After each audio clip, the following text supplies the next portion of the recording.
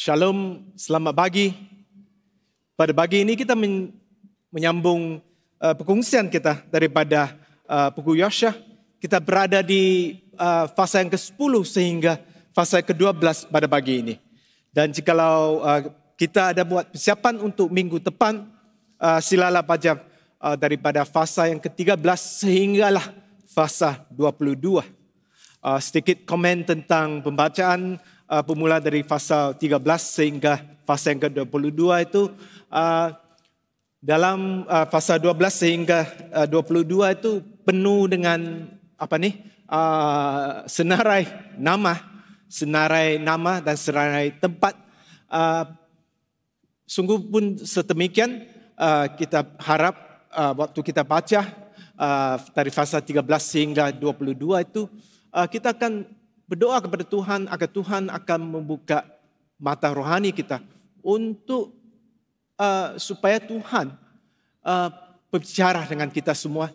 Apakah yang Dia mau kita mengetahui daripada senarai nama-nama yang begitu panjang sekali. Jadi kita berada pada pagi ini, kita berada dalam fasa ke-10 sehingga fasa 12 ini. Sebagai sedikit latar belakang, fasa yang ke-10 sehingga fasa 12 dalam buku Yosua ini sebenarnya adalah catatan terakhir, boleh dikatakan catatan terakhir tentang penaklukan tanah Kenah ataupun tanah perjanjian ini. Ianya merekodkan tentang hal yang terakhir dalam penaklukan tanah perjanjian ini. Saya ingin membaca daripada fasa yang ke-10 bermula daripada ayat ke-12. Fasa yang ke-10 bermula dari ayat ke-12. Firman Tuhan berkata, lalu Yosua berbicara kepada Tuhan pada hari Tuhan menyerahkan orang Amori itu kepada orang Israel. Dia berada di hadapan orang Israel. Matahari berhentilah di atas Gibon, dan engkau bulan di atas lembah Ayalon. Pada hari itu Tuhan menyerahkan Bani Amori itu kepada orang Israel. Berdoalah Yosua kepada Tuhan. Lalu di hadapan mata orang Israel, dia berkata, wahai matahari, berhentilah engkau di atas Gibeon, dan wahai bulan, di atas lembah Ayalon. Minta maaf ini ayat ke-13. Maka berhentilah matahari dan bulan pun tidak bergerak sampai bangsa itu membalaskan dendamnya kepada musuhnya. Bukankah hal itu telah tertulis dalam kitab orang jujur? Matahari tidak bergerak di tengah langit dan lambat-lambat terbenam kira-kira sehari sepenuhnya. Ayat 14. Belum pernah ada hari seperti itu, baik dahulu maupun kemudian, bahwa Tuhan mendengarkan permohonan seorang manusia secara demikian, sebab yang berperang untuk Israel ialah Tuhan. Ayat 14 berkata, bahwa Tuhan mendengar permohonan seorang manusia secara demikian. Kebiasaannya bila kita membaca fasa ke-10 ini, kita biasanya memikirkan tentang mukjizat yang dilakukan oleh Tuhan, yaitu Dia menghentikan matahari dan menghentikan bulan, yaitu yang dicatat dalam fasa ke-10 ayat 12 sehingga ayat 15 ini. Tetapi sebenarnya kalau kita berbalik kepada ayat 14, we go back to verse 14, ayat 14. Sebenarnya dalam catatannya, apa yang dipentingkan ialah tentang doa ataupun permintaan Yosua kepada Tuhan dalam ayat ke-12. Ya, ayat ke-12 mengatakan Yosua meminta, okay, we go back to 12 first, I'm sorry. Ya. Dia berkata, lalu Yosua berbicara kepada Tuhan pada hari Tuhan menyerahkan orang Amori itu kepada orang Israel. Yosua berkata di hadapan orang Israel, matahari berhentilah di atas Gibeon dan engkau bulan di atas lembah Ayalon. Ingat, ini adalah permintaan Yosua 14. Dia berkata, belum pernah ada hari seperti itu, baik dulu maupun kemudian, bahwa Tuhan mendengarkan permohonan seorang manusia secara demikian. Sebenarnya, sungguh pun catatan daripada pasal ke-10 ini mengatakan tentang mukjizat yang dilakukan oleh Tuhan menghentikan matahari dan bulan. Sebenarnya apa yang ditekan dalam ayat 12 sehingga 14 ini untuk perhatian kami semua adalah bahwa Tuhan mendengar permintaan Yosua untuk matahari dan bulan berhenti. Persoalan yang besar bagi kita semua ialah sebenarnya mengapa Tuhan menghentikan bulan dan matahari mengikut permintaan Yosua? Sebenarnya kalau kita membaca dalam pasal yang ke-10, kita tahu sebenarnya orang Israel waktu mereka diminta oleh orang Gibeon untuk menolong mereka untuk melawan raja-raja Amori, sebenarnya mereka sudah dalam proses memenangi peperangan itu. Sebenarnya boleh dikatakan mereka tidak perlu matahari henti ataupun bulan henti untuk mengalahkan orang-orang Amori. Tetapi namun demikian pun Tuhan tetap menjawab permintaan Yosua untuk menghentikan bulan dan menghentikan matahari. Persoalan bagi kita ialah mengapa Tuhan buat begitu. Penekanannya ialah hari sebelum itu dan hari selepas itu tidak pernah Tuhan berbuat begitu demi mendengar permintaan seorang manusia. Alkitab tidak memberitahu kita dengan terus ataupun direct apa sebabnya Tuhan buat begitu. Tapi kami ingin mencadangkan sebenarnya dalam 3 bab ini, dalam fasa yang ke-10 sehinggalah fasa ke-12 ini, ada pelajaran yang penting tentang kesetiaan. Kesetiaan iman dalam hidup Yosua dan juga orang Israel yang mengikut dia. Kesetiaan mereka yang menyenangkan hati Tuhan. Kita belajar dari fasa yang ke-10. Fasa yang ke-10 kita ingat daripada perkongsian kita dalam fasa yang ke-9. Orang Gibeon memasuki satu perjanjian dengan orang Israel. Yaitu perjanjian di mana orang Israel akan boleh dikatakan menjaga orang Gibeon. Sungguh pun perjanjian itu sebenarnya dipersetujui dalam keadaan di mana orang Israel ditipu, tetapi orang Israel tetap menepati perjanjian itu. Dalam fase yang ke-10, apa yang berlaku ialah orang Gibeon, bila mereka sudah buat perjanjian dengan orang Israel ini, raja-raja Amori, mereka mendapat berita dan mereka membuat keputusan untuk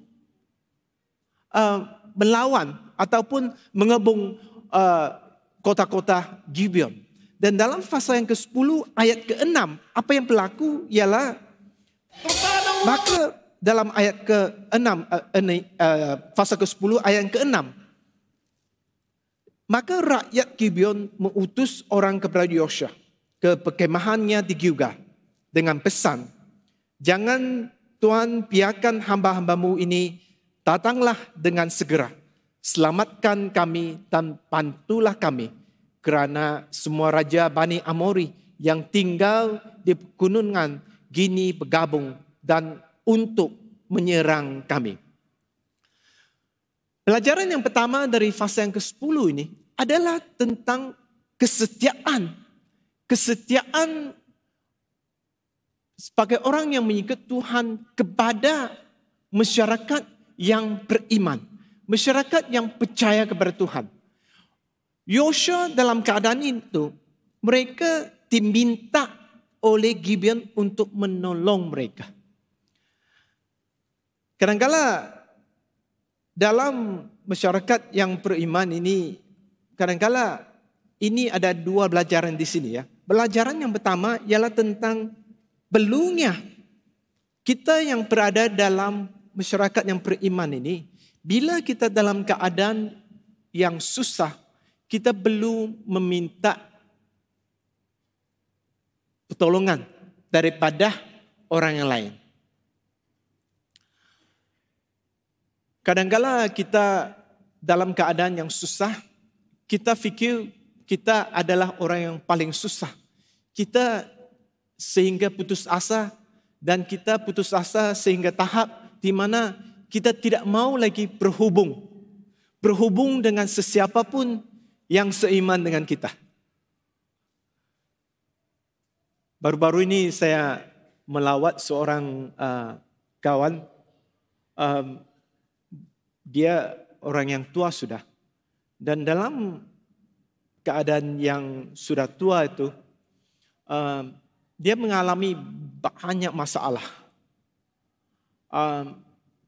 Dan salah satu hal yang berlaku ialah dia berasa begitu susah untuk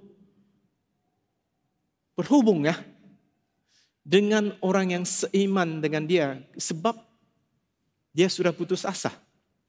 Jadi bila saya dan Badri yang lain melawat dia pada minggu lalu, salah satu hal yang dalam lawatan itu kami menekankan kepada dia ialah dia mesti tetap berhubung dengan orang yang seiman dengan dia. Khasnya dia mesti hubung kalau dia ada apa-apa yang perlu pertolongan. Seperti orang Gibeon memanggil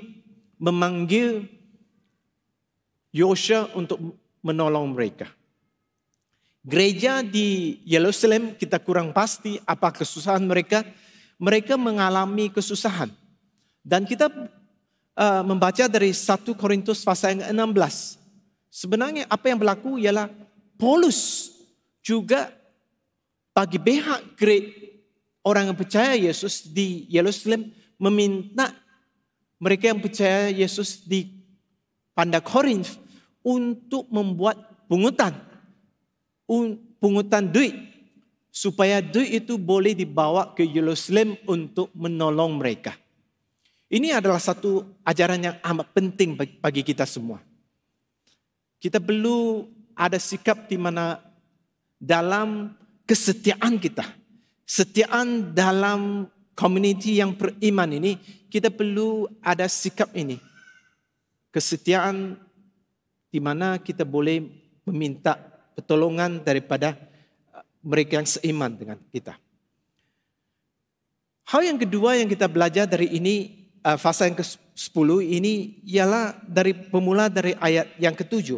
Bila Yosua mendengar permintaan daripada orang Gibeon dalam ayat yang ke-7, dia berkata, maka majulah Yosua dari Gilgal bersama-sama dengan seluruh pasukan perang, termasuk para pelawannya yang gagah perkasa. Ini berarti Yosua mengambil tindakan dengan serta-merta. Yaitu bagi kita yang mendengar permintaan untuk pertolongan, kita perlu mengambil tindakan. Sebab inilah kesetiaan kepada orang yang seiman dengan kita. Kadang-kala kita sebagai orang yang percaya Yesus, kadang-kala kita salah satu masalah ialah dalam pelayanannya, ialah kita tidak mau buat komitmen dengan sepenuhnya. Tidak mau buat berkomitmen untuk sepenuhnya. Sama ada komitmen kepada Tuhan ataupun buat komitmen untuk melayani. Sebab kita hidup dalam budaya di mana semakin isu tentang komitmen ini adalah sesuatu yang selalu menakutkan kita. Jadi hari ini kita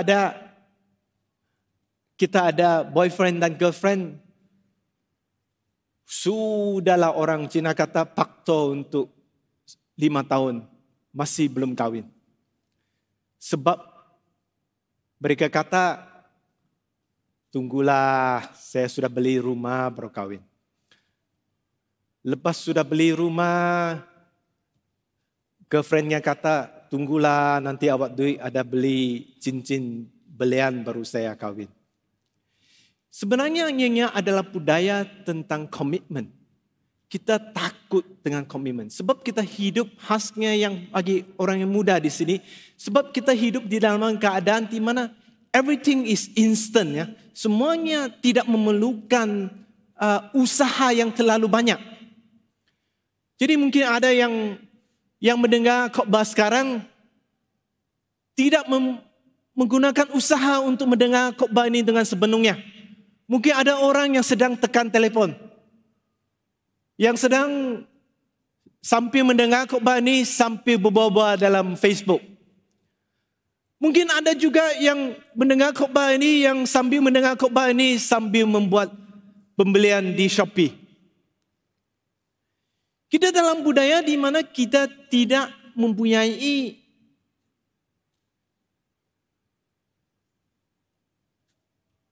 fikiran bahawa sesuatu itu dalam hidup itu memerlukan usaha, yaitu komitmen. Bagi kita yang ada anak-anak yang kecil, kita perlu mengajak anak-anak kita bahawa segala sesuatu dalam hidup ini memerlukan usaha. Usaha untuk mendapatkannya. Sebab kita perlu mengajar generasi kita bahawa kita perlu komitmen.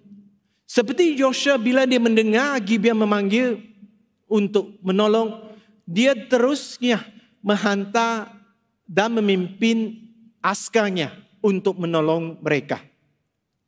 Dan bukan saja dia menghantar askar untuk menolong mereka, tetapi kita membaca dalam pasal ke-10 ini, dia terus bergerak dan dalam waktu malam pun dia bergerak supaya dia boleh sampai ke kota Gibeon untuk menolong mereka. Tindakan dalam in response dalam masa. Kadang-kala kita dalam keadaan di mana sebab kita terlalu selesa kan.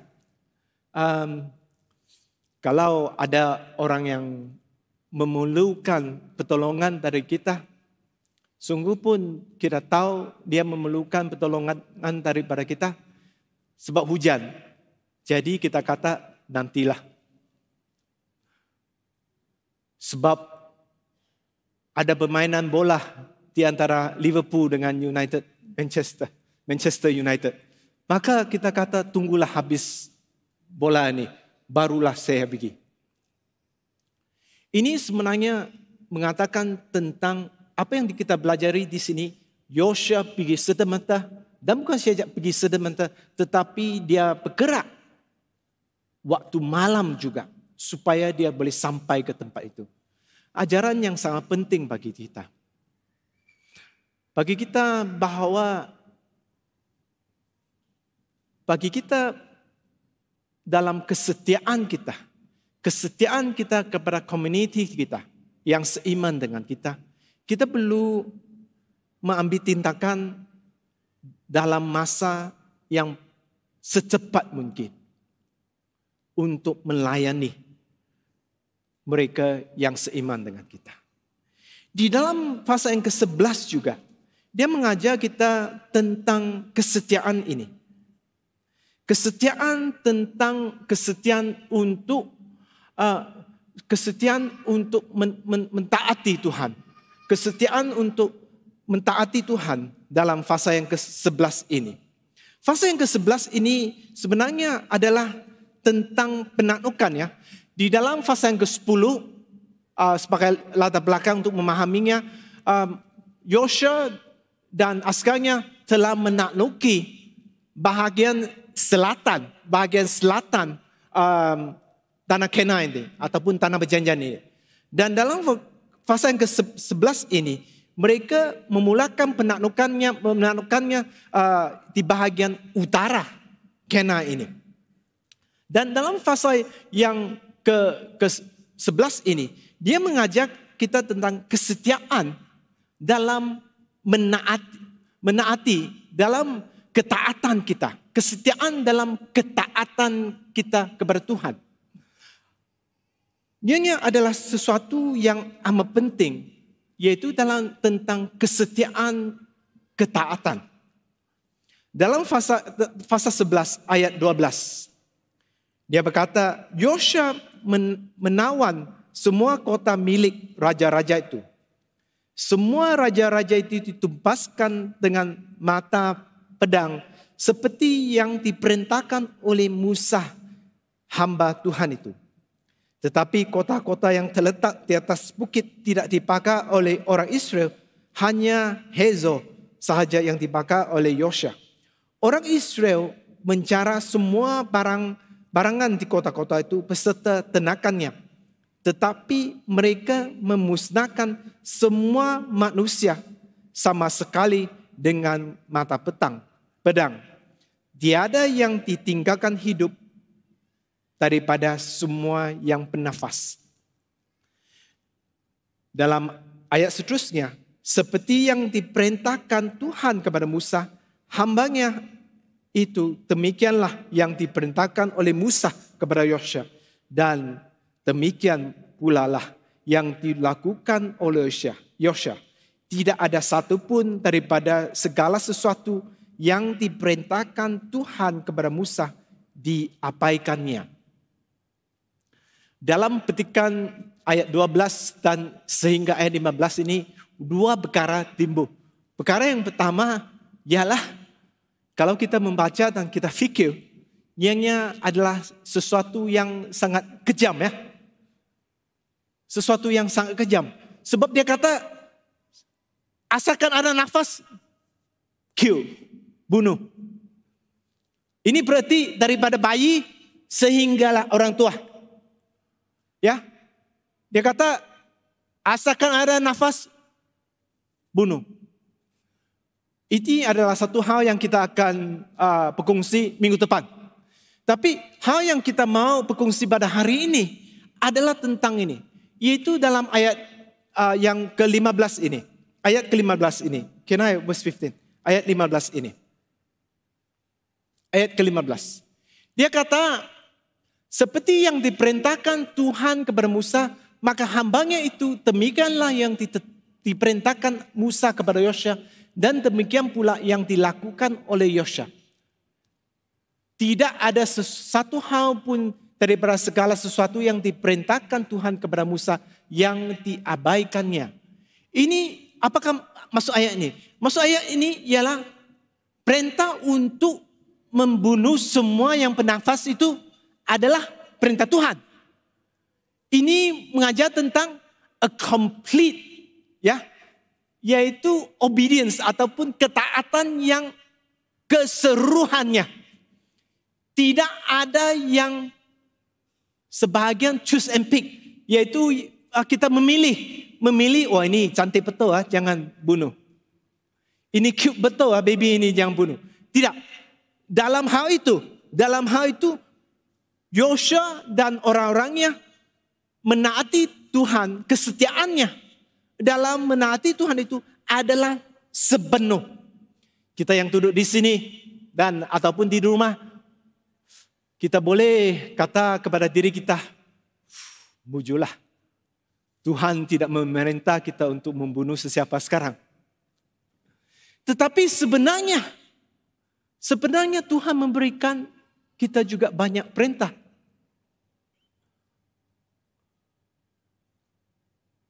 Perintah Yesus mengatakan, cintailah musuhmu. Perintah Yesus yang mengatakan, jadikanlah murid segala bangsa. Berapa di antara kita pada pagi ini yang berada di sini ataupun yang berada di rumah, yang 4 tahun sudah tidak pernah berbicara dengan abang sebab marah kepada abang? Berapa yang berada di sini yang sudah 5 tahun tidak pernah berbicara dengan adikmu sebab marah kepada adikmu? Cintai musuhmu.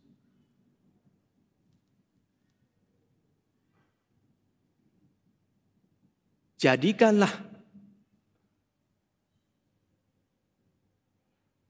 segala bangsa muridku. Perintah Yesus kepada kita semua. Saya rasa dua perintah itu sama susah. Sama susahnya ya dengan perintah yang diberikan kepada Yosha. Tidak berarti perintah yang diberikan kepada kita itu lebih senang dilakukan sebenarnya. Tapi persoalannya bagi kita semua, termasuklah diri saya. Adakah kita mempunyai kesetiaan untuk menaati Tuhan dengan sepenuhnya?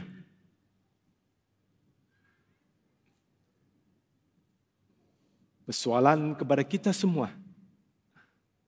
Adakah kita mempunyai kesetiaan untuk menaati Tuhan dengan sepenuhnya? Yosha dalam fasa yang ke-11 itu menaati Tuhan dengan sepenuhnya. Sungguh pun dari segi mata modern kita mungkin rasanya kejam sekali. Kita akan berbincang hal itu dalam minggu yang akan datang. Tetapi persoalan ini mesti kita fikir. Adakah kita pengikut Tuhan yang sanggup menaati perintah Tuhan dengan sepenuhnya? Kesetiaan, ketaatan ini juga bermaksudnya adalah kesetiaan yang sangat panjang dalam jangka masa.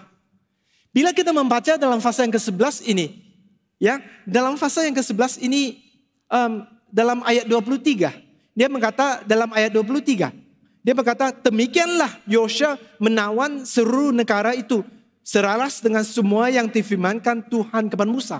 Yosha memberikannya sebagai harta pusaka kepada orang Israel menurut pembahagian suku mereka. Lalu aman sentosalah negeri itu dan berhenti dari peperang.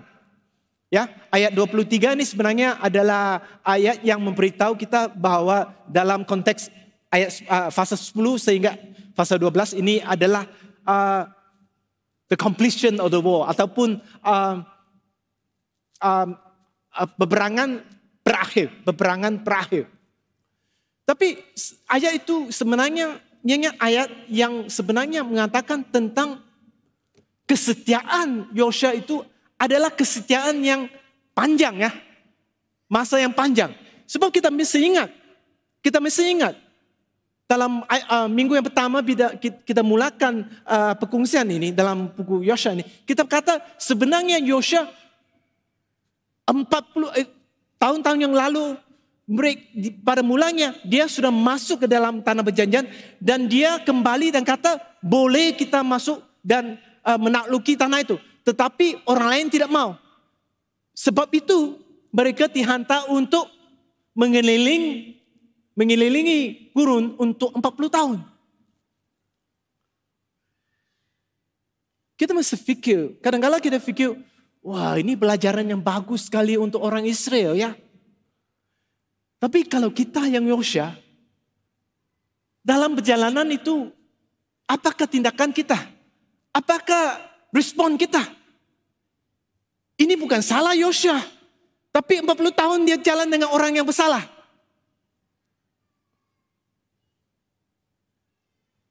Kalaulah orang yang main drum itu off key.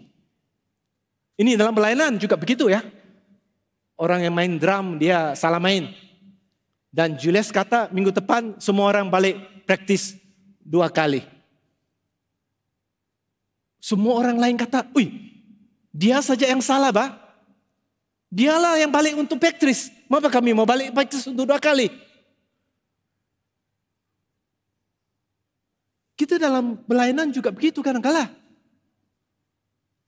Kita dalam keadaan di mana dalam perjalanan kesetiaan yang panjang itu. Yang panjang itu kadang-kala kita lupa kesetiaan itu adalah kesetiaan yang memerlukan masa. Kadang-kala kita semua mempunyai kawan yang membuat keputusan untuk percaya Yesus Kristus. Dan lepas 1-2 tahun mereka tidak lagi mengikut apa-apa sama ada sembahyang ataupun kebaktian ataupun apa lagi yang mengena dengan community yang beriman. Mengapa mereka kata dalam bahasa kita lah jatuh? Mengapa mereka jatuh? Salah satu masalah tentang mengapa mereka jatuh ialah fahaman tentang kesetiaan memerlukan masa ini adalah fahaman yang kadang-kala kurang dalam hidup kita semua. Kita perlu mempelajari bahwa kesetiaan memerlukan masa yang amat panjang. Minggu lalu saya melawat seorang kawan saya dulu, dia waktu saya masih pelajar di sekolah, dia satu rumah dengan saya. Kemudian dia jadi pastor, dia pastor yang satu gereja di salah satu kota yang besar di Semenanjung. Dia memimpin gereja itu dari gereja yang bangunannya lah, yang kecil seperti gereja St. Patrick, ya. Dan pada hari ini gerejanya anggotanya begitu banyak sekali sehingga bangunan mereka adalah banyak tingkat dan bangunan itu bukan saja ada lift, tetapi bangunan itu mempunyai parking dalam building ya, indoor parking ya. Tapi saya melawat dia sebab dia ada kanser.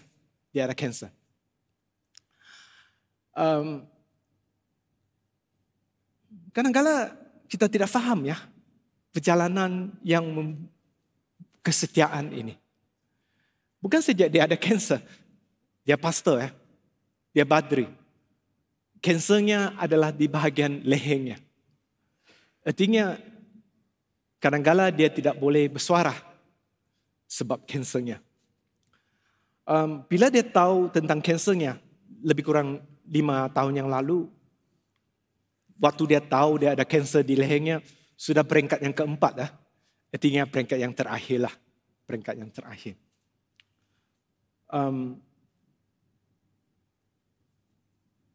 Kadang-kala kita fikir setiap orang yang setia kepada Tuhan akan mempunyai kehidupan yang senang. Tidak semestinya ya. Saya mau menerangkan nih, sebab ini kenyataan.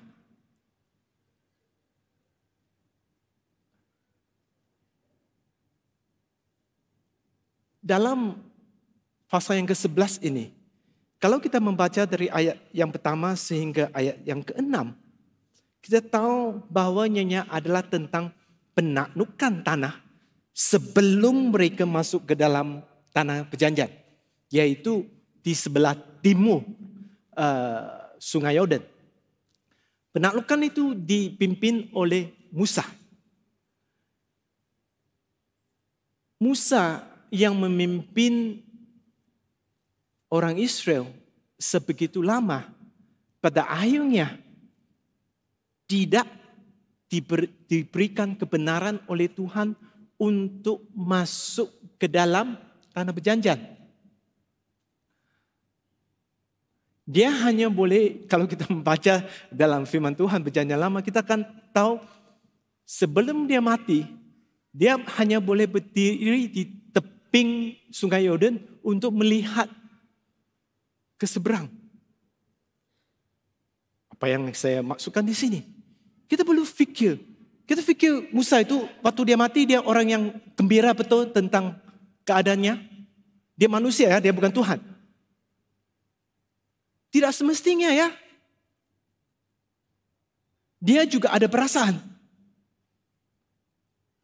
Kawan saya yang memimpin gereja yang kecil jadi gereja yang begitu besar, yang begitu ramai anggotanya. Dia kata setiap minggu sekarang ya, setiap minggu dia perlu diberikan ubat ya. Dan setiap kali dia diberikan ubat, dia mesti rehat untuk 1 minggu. Menderitalah, sungguh pun dia tidak menggunakan perkataan ini, untuk 1 minggu. Sebelum dia diberikan dos yang seterusnya. Saya tidak berani tanyalah. Tapi saya boleh katakan kawan saya waktu dia menerima ubat dan lepas itu dia terpaksa menderita untuk 1 minggu itu. Saya rasa dia bukan orang yang gembira betul dalam penderitaan itu. Tetapi persoalannya bukan tentang persoalan bagi kita semua. Bukanlah tentang sama ada kita dalam susah ataupun dalam keadaan di mana kita dalam senang. Persoalannya ialah adakah kita mempunyai kesetiaan untuk mentaati Tuhan dalam apa saja Tuhan telah memanggil kita. Pada hari saya melawat kawan saya sampai di kota itu sudah waktu malam. Dan waktu saya berjumpa dengan dia, dia kata kepada saya, hari ini suara saya, dia sendiri. Dia kata suara saya tidak begitu jelas. Sebab saya 1 hari melayani seorang anggota gereja yang memerlukan pertolongan dari saya. Itu adalah kesetiaan. Sebab hari sebelum itu, dia baru menerima dos ubatnya.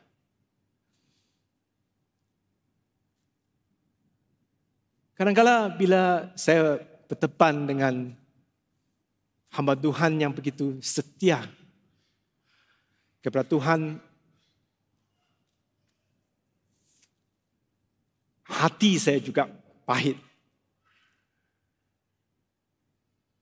Tetapi yang penting bagi saya lah, perkongsian saya dengan kita semua, pelajaran bagi saya pada malam itu ialah sama ada keadaannya adalah senang ataupun keadaannya adalah keadaan yang pahit. Kesaksian dia ialah kesetiaannya dalam keadaan itu. Kalau kita membaca daripada fasa yang ke-12, fasa yang ke-12 mengatakan tentang kesetiaan, hasil kesetiaan itu memberikan kemenangan.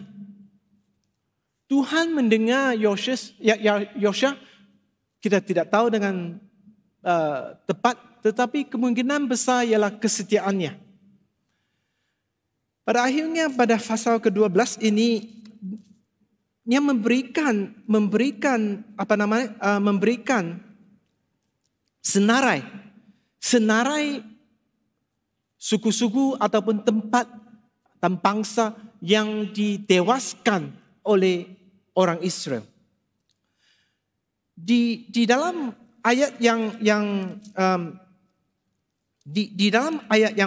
yang pertama dalam pasal 12 sehinggalah ayat yang ke-7, dia memberitahu kita bahawa orang Israel mereka menakluki di seberang Yordan. Kadang-kadang kita membaca ini dan di akhir fasa 12 ini dia mengatakan tentang apa yang kota-kota yang ditakluki oleh di bawah pimpinan Yosya, dan keseluruhannya adalah 31 kota ataupun raja yang ditewaskan oleh orang Israel. Kadang-kadang waktu kita membaca fasa 12 ini kita fikirnya adalah tentang hasil akhir, the end result. Kita fikir adalah tentang hasil yang terakhir. Tetapi sebenarnya kalau kita fikir dengan lebih dalam, sebenarnya adalah tentang satu perjalanan. Sebab di dalam fasa yang 12 ini, dari ayat yang pertama sehingga ayat 7, memberitahu kita tentang Musa memimpin umat Israel sebelum mereka masuk ke tanah perjanjian untuk menewaskan raja-raja di seberang Sungai Yordan itu. Tapi apa yang berlaku sebenarnya bila mereka mendapat kemenangan itu?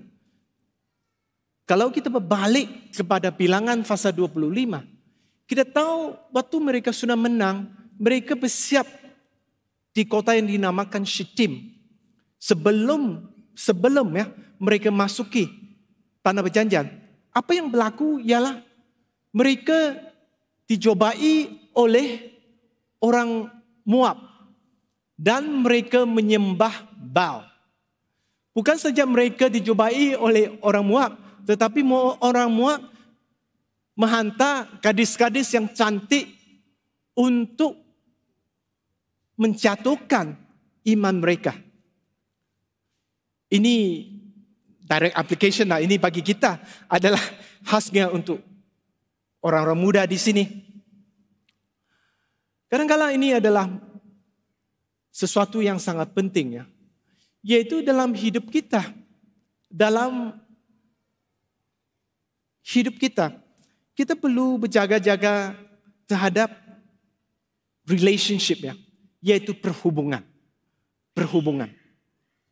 Ya. Khasnya bagi yang muda mesti tahu,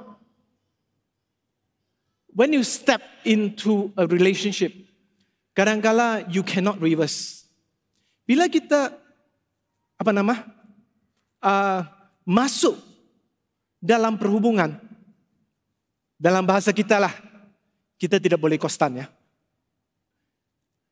Dan saya ingin memberikan amaran ini seperti orang Israel yang sudah melihat mukjizat Tuhan, menewaskan raja-raja di seberang Yordan. Tetapi waktu mereka henti di Shittim, mereka dicobai. Dalam kemenangan juga ada kegagalan. Khasnya bagi kita yang muda, jangan fikir kita kadang-kala we are in a culture di mana orang muda dikalahkan sebab TV lah, internet lah, semuanya. Kita dikalahkan untuk this culture ataupun budaya ini untuk dating. Kalau dulu dating itu untuk kahwin ya. Tapi sekarang dating untuk shock ya. Betul. Tapi kita yang berimannya, kita perlu mengajar dan khasnya yang muda di sini perlu tahu dating adalah untuk kawin. Kita tidak boleh dipengaruhi oleh budaya semasa yang mengajar kita dating itu adalah untuk shock. Hari ini dating dengan tidak tahu siapalah. Lepas 1 bulan tukar lagi. Lepas 1 bulan tukar lagi. Ini budaya yang sebenarnya budaya yang sangat bahaya. Dalam berhubungan, ingat, berhubungan, kadang-kala kita masuk dalam perhubungan. Dan perhubungan itu tidak memberikan ruang bagi kita dalam bahasa kita untuk konstan. Sebab itulah dalam bilangan 25, 24,000 orang mati. Sebab mereka masuk dalam perhubungan yang tidak boleh undur. 24,000 orang mati. Kesetiaan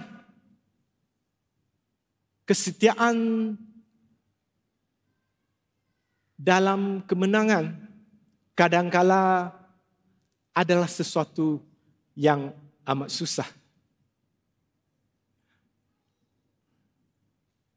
Kalau saya sudah bercerita tentang kesetiaan dalam kepahitan, sebenarnya kesetiaan dalam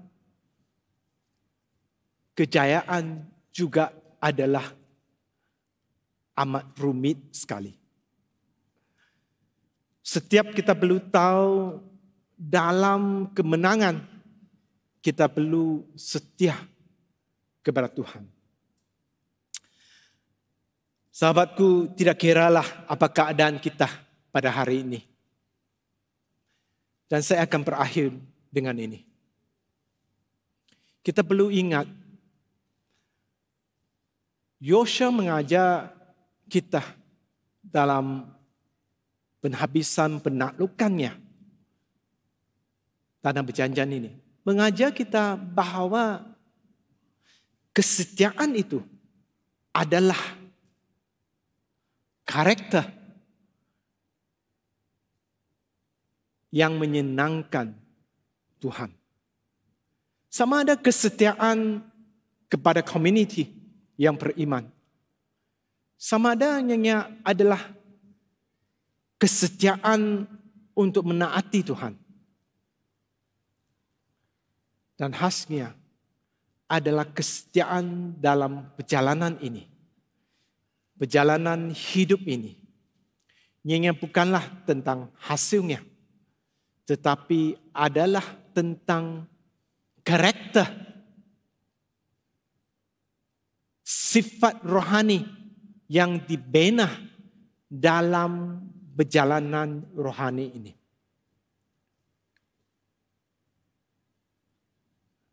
Sama ada kita dalam keadaan susah sekarang ataupun dalam keadaan yang senang. Semua kita perlu bertanya, apakah karakter yang dibina dalam peringkat hidup saya sekarang ini? Apakah sifat kerohanian yang dibina dalam peringkat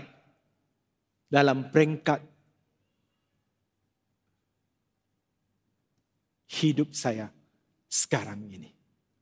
Dan saya akan berakhir dengan membaca dari buku Yakobus. Yakobus menulis dan mengatakan dalam fase yang pertama, pemula dari ayat kedua, dia berkata, saudara-saudaraku, anggaplah sebagai suatu kebahagiaan apabila kamu menghadapi berbagai cobaan. Kerana kamu tahu bahwa ujian terhadap imanmu menghasilkan ketabahan. Ayat keempat, pastikan bahwa ketabahanmu itu berterusan sehingga kamu menjadi sempurna tanpa sebarang kekurangan. Yakobus mengingatkan kita, hidup ini adalah perjalanan.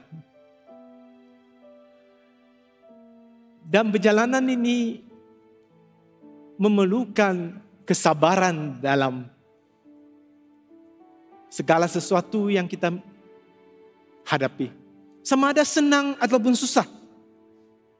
Dari firman Tuhan kita telah berkongsi, jangan fikir orang yang senang itu akan setia kepada Tuhan. Jangan juga fikir orang yang susah akan meninggalkan Tuhan. Persoalannya adalah sama ada dalam berbagai pencobaan, seperti yang dikatakan oleh Yakobus itu. Adakah dia menghasilkan kesabaran? Dan adakah kesabaran itu menghasilkan ketabahan? Dan ketabahan itu akan menghasilkan kesempurnaan dalam hidup kita semua. Semoga Tuhan memberkati kita semua.